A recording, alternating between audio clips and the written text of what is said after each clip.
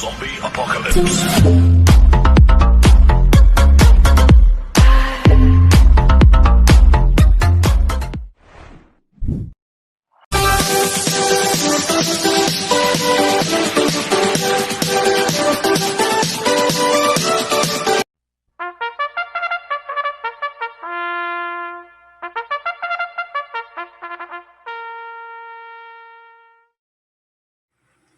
Magandang araw po mga bayang karorista. Ngayon po ay araw ng Sabado, August 3, 2024, karera po ng Metro Turf, Malbar, Batangas. Meron po tayong 7 karera sa araw na ito. Nandito naman po yung lingkod, Drunken Master Wangbu, aka Elo Atubudoy, para magbigay ng giya at analysis sa inyo mga bayang karorista. Mga bayang karorista, start po ng karera natin ay 3 p.m. At bago po ako magsimula magbigay ng giya at analysis, huwag pong kalimutan subscribe, like, and share YouTube channel ko po. At siyempre, huwag din pong kalimutan i-click yung notification bell ko para updated po kayo sa mga bagong video ko. Kaya mag-start na po ako sa pagbibigay ng giya at analysis. Race 1, winner take all, covers race 1 to 7. May 5 kabayong tatakbo. Rating base same class 5'5" non-placers. Distance 1,400 meters.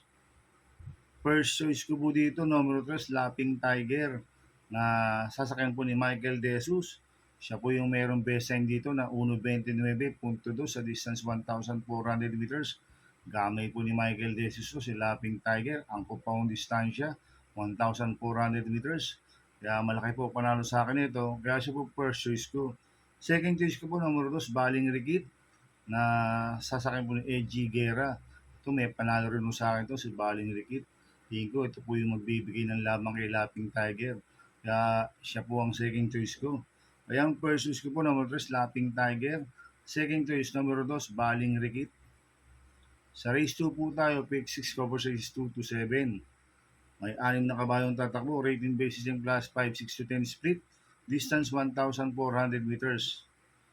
First choice ko po dito yung galing sa panalo numero 5, Aphrodite, na sasakyan mo Jerome Storke.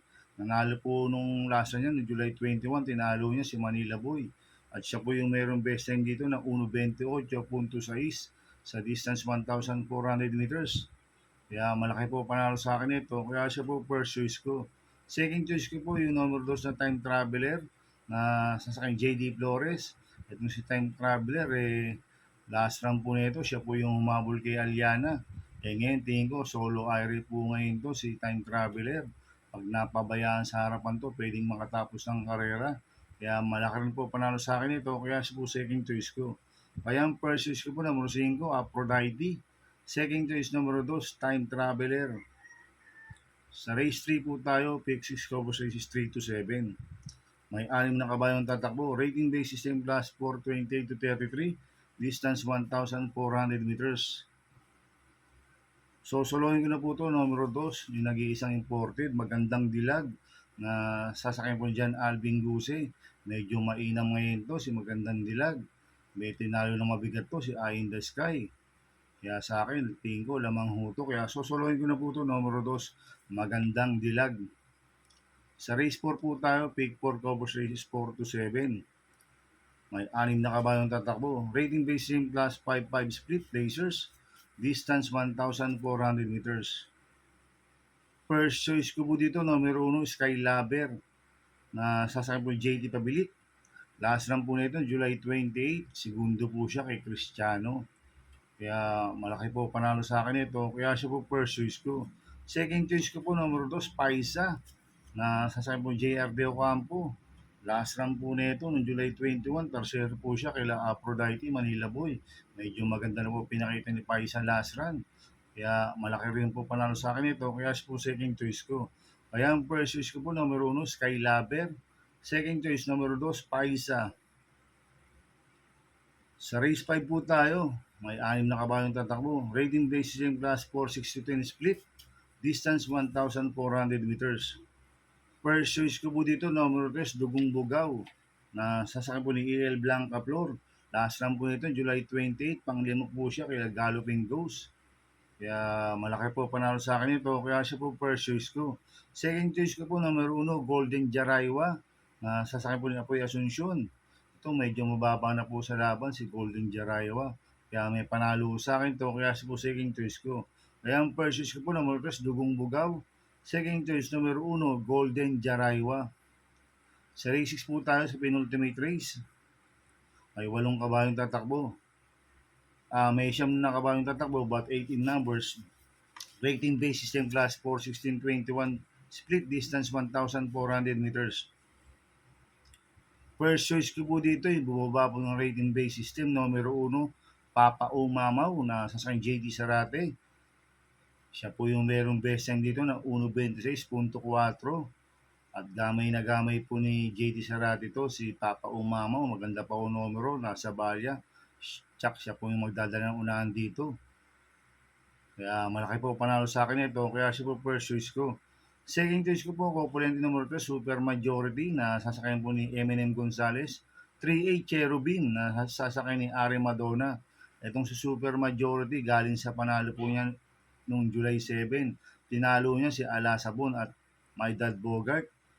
At ito naman si Cherubim, mababa na rin po sa laban to. Kaya itong component number 3 ito, parehas po may panalo to, kaya sila po second choice ko. Kaya ang first choice ko po, number 1, Papa Umamaw. Second choice ko, component number 3, Super Majority, 3A Cherubim. Sa race 7 po tayo sa last race. May 9 na kabayong tatakbo. Rating base system class 5, 11 to 15 split. Distance 1,400 meters. First choice ko po dito, numero 8, Mr. Dynamic na sasakyan po ni Mark Alvarez. Last run po niya no July 20, segundo po siya kay Ombre, inabot lang po siya. Ngayon, cambio hinete, binigay na po kay Mark Alvarez. Last run, MR Elios po ang sumakay dito. Kaya tingin ko mag-uumento to si Mr. Dynamic. Kaya malaki po panalo sa akin ito. Kaya siya po first choice ko. Second choice ko po number 7, Potential na sasakyan po ni E.G. Guerra. Ito pong si Potential nasakyan na po ni E.J. Guerra to. At maganda itinakbo, tarsero. Kaya may panalo sa akin to. Kaya siya po second choice ko. Lalaga ko pong third sa pandiado, number 5, Prince Uno. Nasasama po ni BJB Galieta. Lasan po ni Prince Uno, July 21. Tarsero po siya kila Autumn Shower. Kaya sa akin, magandang diado to si Prince Uno. Kaya siya po third choice ko na pandiado.